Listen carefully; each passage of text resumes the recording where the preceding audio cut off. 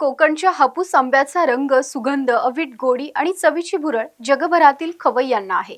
फळांचा राजा असलेला याच आंब्याची प्रतीक्षा आता संपली आहे. आंबा प्रेमींसाठी आनंदाची बातमी असून कोकणचा राजा हापूस हा नवी मुंबईमध्ये दाखल झालाय. रायगडचे वरुण पाटील हे तरुण आंबा बागायतदार बाजारात आंब्याची पहिली पेटी नेण्यात अग्रगण्य ठरलेत. पाहूयात. रायगड जिल्ह्यातील अलिबाग तालुक्यातील नारंगी गावचे आंबा बागायतदार वरुण पाटील यांच्याकडचा पहिला हापूस आणि केशर जातीच्या आंब्याच्या पहिल्या पेट्या मुंबई बाजारात दाखल झाल्या आहेत. हापूसच्या 4 पेट्या आणि केशरची 1 पेटी वाशी बाजारात दाखल झाली आहे. तब्बल 45 एकर जागेवर त्यांनी आंबा बागायत केली असून वर्षभर केलेल्या मेहनतीचं गोड फळ त्यांना जानेवारीपासून मिळायला सुरुवात होते. दरवर्षी आपल्या बागेतून किमान 40,000 डझन आंबे ते बाजारात नेतात. या वर्षीची पहिली आंबा पेटी बाजारात नेण्याचा बहुमान पुन्हा वरुण पाटील यांनाच मिळालाय. पाहुयात वरुण पाटील यांची याबाबतची ही प्रतिक्रिया. नमस्कार, माझं नाव वरुण पाटील.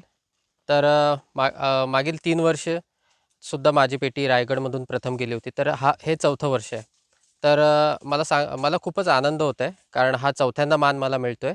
तर साधारण आपण आज हापूसचे 2 डझनचे 4 बॉक्स, तर केशरचा 1 बॉक्स अशी तोडणी करून आपण मार्केटला रवाना करतो आहे. तर गतवर्षीच्या तुलनेत यावर्षी लांबलेला पाऊस आणि बदलतं वातावरण बघितलं तर खरंच यावर्षी कठीण वाटत होतं, की जानेवारी महिन्यात रायगडमधून आंबा मुंबईला जाईल. परंतु बऱ्याचशा माझ्या कुटुंबातील कुटुंबातील माझ्या काकांच्या, माझ्या वडिलांच्या सल्ल्यामुळे आणि आमच्या मेहनतीमुळे आम्हाला हे शक्य झालं आहे. तर पाहिलं तर यावर्षीसुद्धा कोकणातील हापूसचे उत्पादन चांगल्या स्वरूपात होईल. परंतु सध्या वातावरणात फार मोठ्या प्रमाणात चढ-उतार पाहायला मिळत आहेत. तर आपण पाहिलं तर नोव्हेंबरमध्ये चांगल्या स्वरूपाची थंडी होती, परंतु चेन्नईमध्ये आणि ओडिसामध्ये आलेल्या वादळामुळे परत थंडी काहीशी कमी झाली. त्याचा कुठेसा परिणाम झालेला दिसतोय. मग थोडक्यात वातावरणातील बदल हापूससाठी थोडे धोकादायक आहेत. कारण हापूस आंब्याचं उत्पादन घ्यायचं असेल तर वातावरणाची साथ ही नेहमीच आवश्यक असते.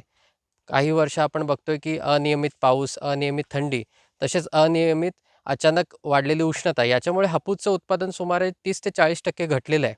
यावर्षी सुरुवातीला आपण मोहर भरपूर पाहिला रायगड जिल्ह्यामध्ये, रत्नागिरीमध्ये, सिंधुदुर्गमध्ये. परंतु खरी परिस्थिती आपल्याला ही फेब्रुवारीतच कळेल, की यावर्षी आंब्याचं उत्पादन किती असणार आहे.